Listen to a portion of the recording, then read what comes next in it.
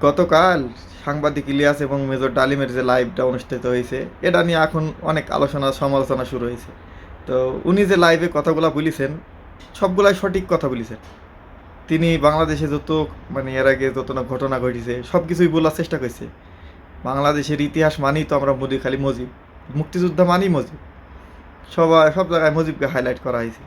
আরও বড় বড় লিডার ছিল তাদের তো আর হাইলাইট করা হয়নি, তারা অরিজিনালি দেশপ্রেমিক ছিল কিন্তু তাদের হাইলাইট করা হয়নি। মৌলানা ভাসানীর নাম কজন জানে, তিতুমিরের নাম কজন জানে, তাদের ইতিহাস কজন জানে। তো আমাদের নতুন প্রজন্মের কাছে এই সব ইতিহাস তুলে ধরতে হবে যে কীভাবে একটা বিপ্লবী নেতা সপরিবারে নিহত হলো এবং তার মৃত্যুতে কিভাবে সাধারণ মানুষ রোডে ঘাটে মিষ্টি বিলাইলো, আনন্দ মিছিল বের করলো, এটা তো জানতে হবে। কি জেনে ভারতের কবি রবীন্দ্রনাথ ঠাকুর বাংলাদেশের জাতীয় সঙ্গীতের লেখক হবে, বাংলাদেশে কবি নাই? তো এই সবগুলো ইতিহাস আমাদেরকে অবশ্যই জানতে হবে ভাই।